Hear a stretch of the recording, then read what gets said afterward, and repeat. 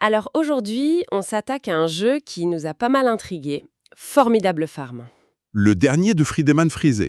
Exactement, le fameux auteur allemand aux cheveux verts, obsédé par la lettre F. Ah oui, on ne peut pas le rater. Et ce qui est intéressant, c'est que le titre, Formidable Farm, ça sonne petite ferme bucolique, tranquille.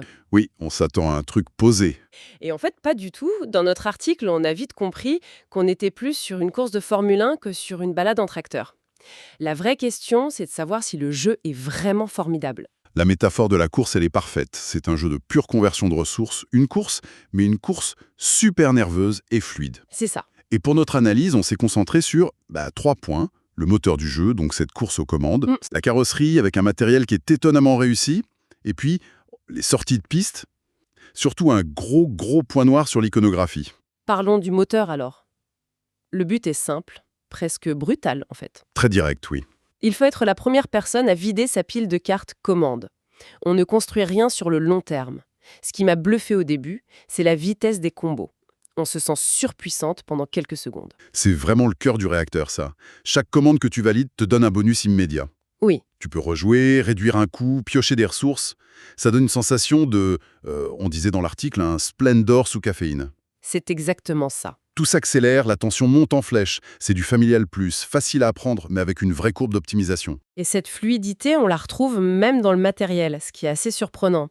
On a eu un vrai coup de cœur pour la production, non ? Ah oui, carrément. L'éditeur 2F Spiel a fait un effort remarquable. L'édition est quasiment sans plastique. À l'exception d'un petit sachet, oui. Et il faut qu'on parle de ces tomates. Sérieusement, les jetons en bois de tomates sont plus gros que les cochons. C'est absurde, mais ça marche. Ça m'a fait rire à chaque partie. Ça donne une âme au jeu, un capital sympathie. Absolument. Mais c'est là que la Formule 1, elle cale un peu au stand. Aïe. Pour un jeu qui se veut être un sprint, l'iconographie est un vrai drapeau rouge. Ah, le fameux point noir. Les cartes sont surchargées de petits symboles, pas toujours très clairs, et ça casse complètement le rythme. On passe son temps le nez dans le livret, et toute cette fluidité dont on parlait, elle disparaît. Ça me frustre tellement ça. Le jeu promet de la vitesse, et au final, tu as la tête dans le guidon, mais le guidon du livret de règles.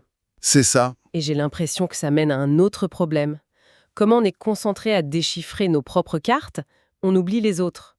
C'est du multijoueur solitaire. C'est tout à fait ça. On est tellement focalisé sur notre tableau de bord qu'on ne regarde même plus ce que font les autres. Et la conséquence, surtout à 4, Ah, à 4, c'est pire. ben oui, le jeu s'enlise. Quand ce n'est pas ton tour, tu attends, le moteur refroidit. Et tu ne peux rien anticiper. Tu subis. Et en plus de ça, il y a le hasard de la pioche. J'ai l'impression de ne pas maîtriser totalement ma course. Une seule carte peut faire toute la différence. Ah, j'ai vu une partie se plier là-dessus. Un joueur a pioché la carte qui lui permettait de rejouer son tour. Oh non. Il a enchaîné 3 commandes d'un coup. Pour lui, accélération fulgurante. Pour les autres, la course était finie. C'est efficace, mais ça laisse un goût un peu amer.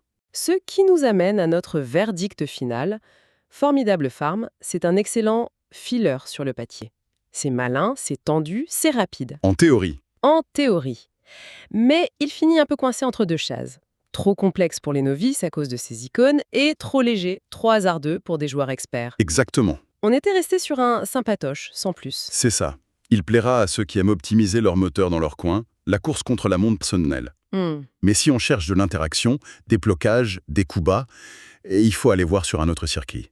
Clairement. Au final, ce jeu prouve qu'on peut faire une course en tracteur. Mais ça soulève une question intéressante sur une tendance actuelle. Dans cette quête de vitesse, d'accessibilité, est-ce qu'on ne finit pas par sacrifier ce qui fait le sel d'une soirée jeu, c'est-à-dire la profondeur de l'interaction humaine autour de la table ?